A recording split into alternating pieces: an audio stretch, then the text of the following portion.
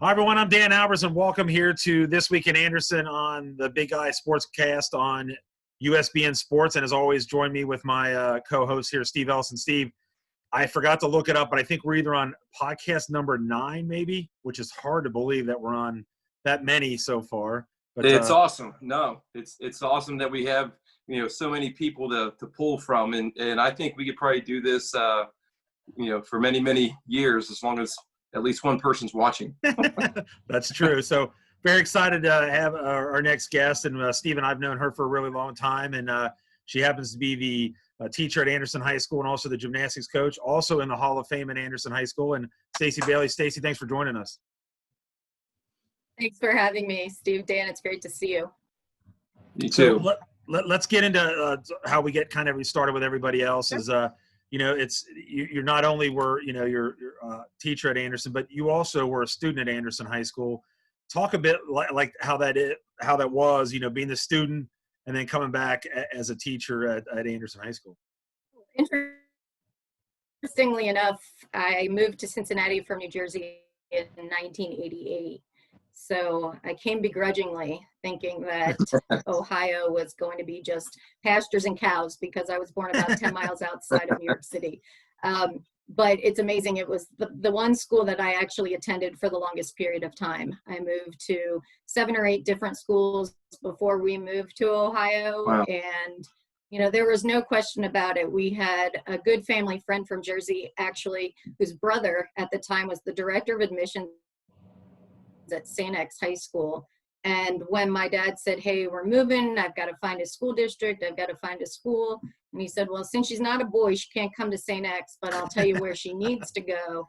And that's Anderson High School. Wow. So it's literally how we wound up in Anderson. My dad lived in the Omni Hotel downtown for 7 months while we waited for our house to be built. And so halfway through my 8th grade year, I moved from New Jersey here and then graduated from Anderson in 92. So never really thought in a million years I'd be in one school for that long a period of time, because of course we were the first class to go in when it was 7 through 12 in that building. So you think it's crowded now sometimes. Yeah. I can still remember, had to be a fire code, but climbing over desks to get into my 8th grade English class, because it's now in what is a closet pretty much. Yeah. So graduated in 92 and went off to Miami University, and on a whim wound up coaching cheerleading at Talawanda High School. Really? Which a lot of people don't know. I didn't know So that. that was my first official coaching job. I was 19 and they hired me as the freshman and JV coach.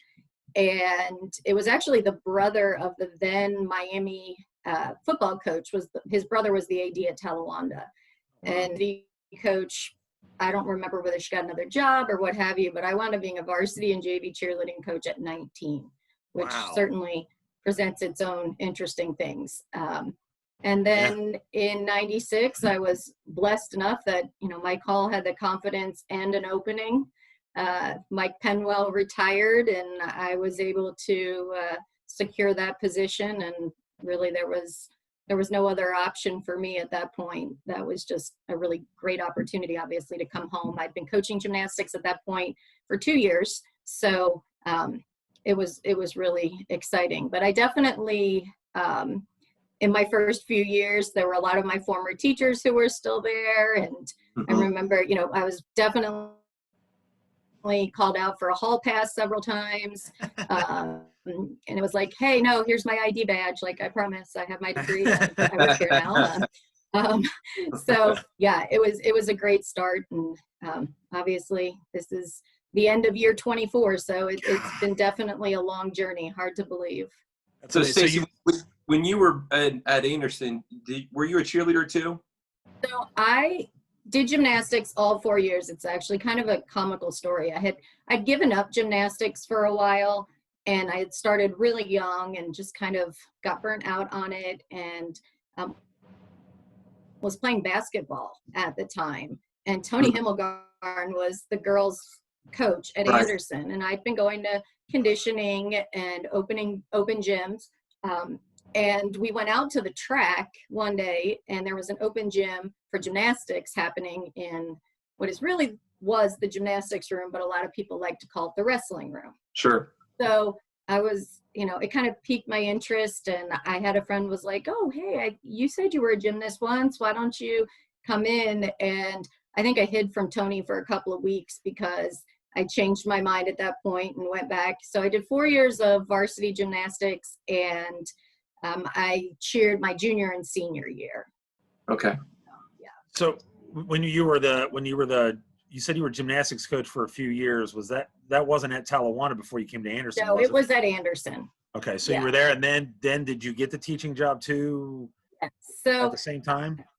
2 years later. So I was actually traveling from Oxford down to Eastgate where we were training for 2 years. So my junior and first semester of senior year. And then I came home. I did my student teaching at Madeira. So that was, that was a little bit easier of a commute. Well, how was that when you got that job? I mean, was it just like, pretty, again, we talked to Brian Sullivan earlier this year, and, he was one of a younger, just like yourself. And so, that's just got to be, kind of pretty exciting that you're at your high school and you're coaching at the high school that you went to. Yeah, very exciting. It's fun. I actually have a picture of my dad and I on the track at Anderson, because just happened to be that Talawanda was on our schedule for 2 years. Oh, wow. So the first year I was the varsity cheerleading coach at Talawanda, we played Anderson at Anderson. Wow. And it was while my dad was AD. So that's pretty cool. We've got a pretty cool picture of that. But yeah, it was very special. Social studies jobs are really hard to come by. And the fact of the matter was that we actually hired 3 that year. Bill Pitts, Nancy Hands, and I were all hired within a month of each other. Wow. And we're all still in the same hallway upstairs. So, but no, it was great. And it was great to finally be in the building with my athletes as opposed to, Right. commuting back and forth from Oxford. So you obviously you coach at Anderson, but then you also do a lot of stuff in the off season. And I've been seeing a lot of stuff about, what's it called, Gymnastics Central. Yeah, Talk a little bit about that. Sure. We actually started training at American Eagles Gymnastics 26 years ago. So there was really no room in the inn. We were busting at the seams at the high school. And we went out and searched for at that time, it was pretty unusual for a high school to practice in a private club. But we knew we needed space. Obviously, we didn't have an aux gym. We didn't have some of the things that we're blessed with right now. So I kind of got my feet wet because we were, training at American Eagles Gymnastics, and I was doing the high school team there. But then I picked up some hours. I was basically taught different recreational classes and things like that. And then when my daughter came along, we weren't sure what her passion was going to be, and I really tried to make it dance, and she made it very clear from a young age that wasn't what she wanted to do. And so she did wind up obviously doing gymnastics. She'll be a senior this year, and so I was coaching her and have coached her since really the beginning of her career. She started competing for American Eagles when she was 7, and I know, hard to believe. Yeah. She'll be 18 in February. That's amazing. Yeah. So and still, I never dreamed early on that, whether she would want to compete or not compete or fall in love with it or hate it. Her other love, interestingly enough, was basketball, and it was just the kind of curse that they're both in the same season. Yeah. Because she played up until she was about 11, and then it was her decision. She was like, I can't keep doing both in the same season, and she chose gymnastics. And so I've been coaching her at the club level. Her first year, she had some other coaches, which were wonderful, but since then, I've been coaching her. And this year, unfortunately, another issue of the COVID situation is American Eagles closed its doors after 37 years in business. Nice. So it was a really, we're still working through it, but it was a really tough thing because that was really the only gym home that she'd ever known. And here we are, she missed out on, the end of her club her club season for gymnastics. Then the gym shut down, and we had to have some real heart-to-hearts about, obviously we're still going to do high school gymnastics, but do you really want to continue one more year with the JO Junior Olympic program?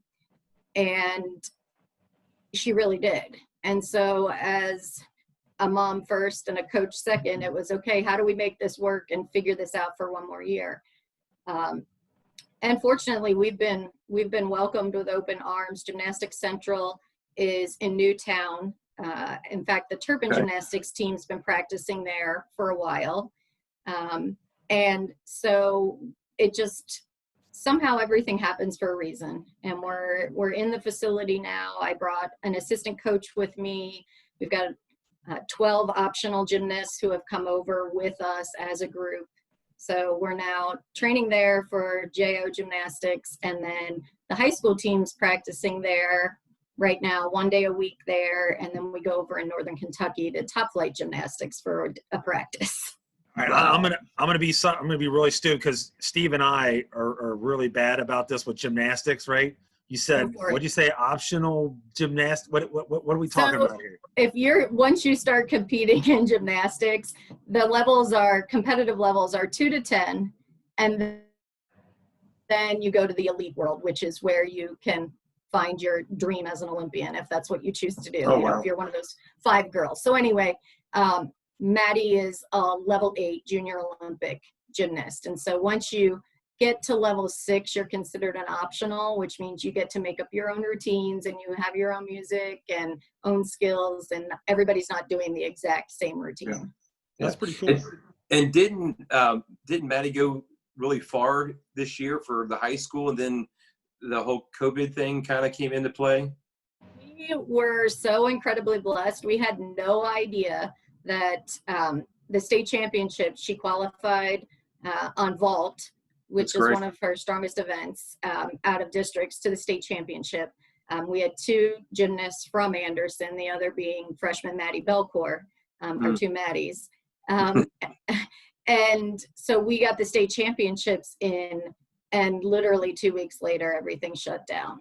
So I know when I was looking at the kids who were out on the basketball court, when they went out and, called the game before it even started, and our wrestlers didn't get there, it was one of those things where it was like, heartbreaking. I don't know how this happened, but we're so glad because, in our sport, it's not easy to make it to the state championships. Not that it is really in any sport, but it's basically on that given day at districts. If you're in the top 6, you move on. So you've had, obviously, this whole year for everybody, and you're no different. It's been crazy with the whole COVID thing, and then on top of that, being a teacher, and then your daughter making it to state and all that, everything. How did that all work for you? And I know you also had some personal health issues going on as well. So you had a whole bunch on your plate between learning the virtual teaching and all that stuff. How did that all work for you? I'll be honest, if you had talked to me on January 1st and said, this is what the next 6 months are going to look like, I would have bet my life savings that you'd be wrong. Yeah. And, I can still remember, I took a picture of my classroom on March 13th and was like, as I walked out the door, and, people were saying, oh, we'll be back. No, we won't. We will be. And I'll be honest, I wasn't listening to a whole lot of COVID talk at that point at all. As you mentioned, and a lot, pretty much everyone who knows me knows that in 2014, I was first diagnosed with breast cancer. And in 2017, I got the diagnosis that it was stage 4, that it had spread. And I've been doing really great, really stable for 2.5 years.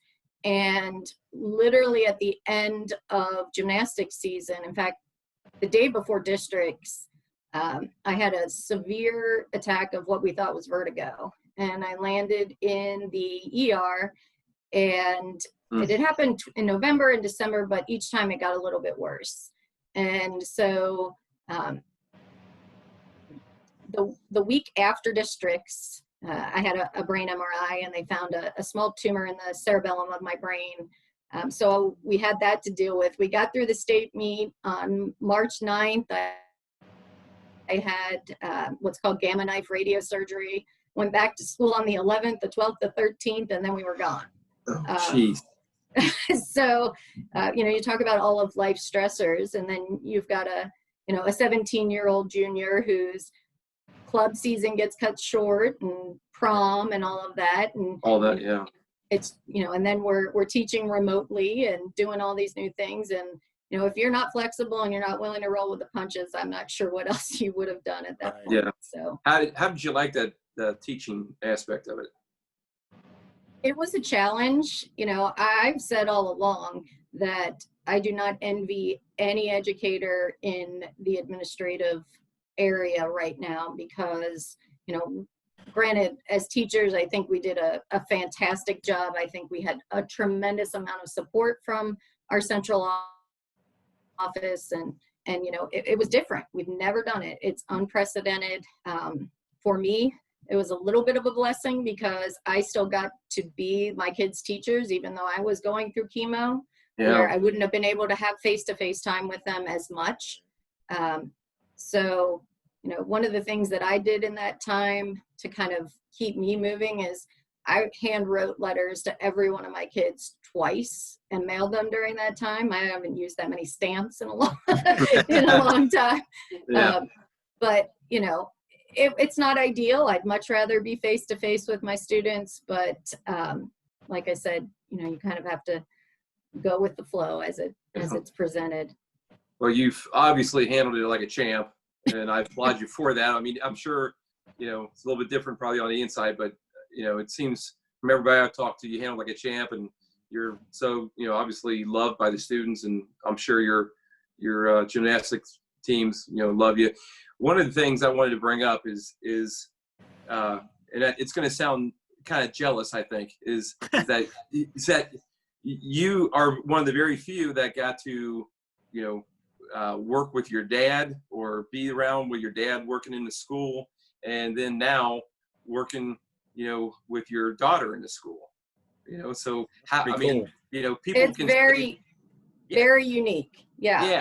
Yeah. People can say, oh, you don't want to do that, whatever. I envy you for that. And there are some days where, if you ask my daughter, she'd probably say, yes, she likes it. And then there are other days where she's like, yeah, not even close. Like, why do these other people like you so much, Mom? But no, and it was a blessing. My dad was at Anderson while I was at Miami. So we actually weren't, once I got my teaching job, he had already moved on. Okay. I didn't know that time, that. Yeah, it was literally, he was at Anderson while I was at Miami. So I was coaching for a couple of years while he was the AD. But he had just moved on when I got my teaching job.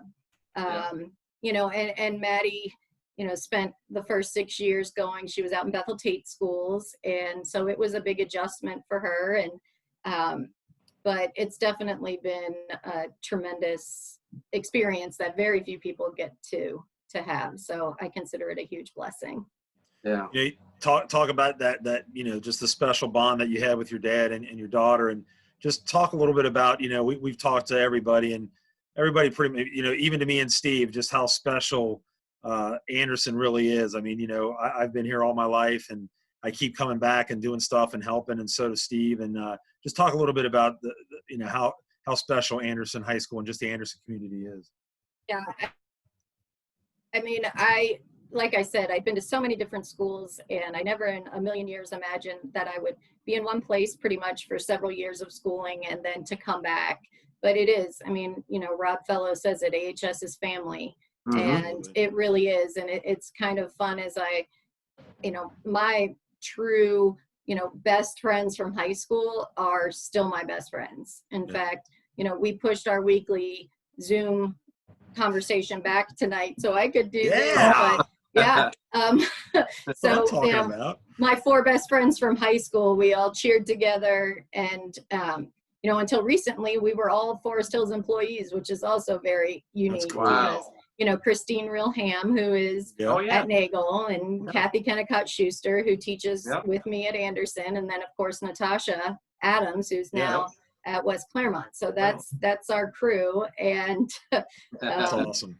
Yeah. So I mean, you look at that and you think, wow, so blessed to have those long-lasting friendships, and it was magical. We had such a great class, and I think a lot of people feel that, but there was just something special about the class of 92 for us, for sure. Stacey, I mean, you could say that too, because about with your class too, but it's just, you find it with everybody. Like, Steve and I are still friends from high school. We had Brian Sullivan was a friend of ours from high school, and it seems like all of us, even the difference in age with us, we're all still a pretty tight community. And we talked about this on one of our episodes before. You've probably got the best AD and the best principal in the city of Cincinnati.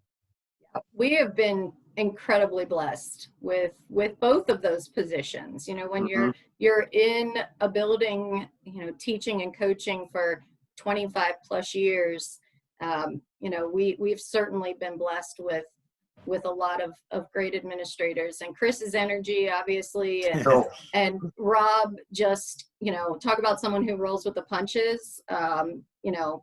Being a new principal is not easy, let alone dealing with all of the things that he's had to deal with in the first few years. Yeah. But I mean, they make it special for all of us, that's for sure. Absolutely.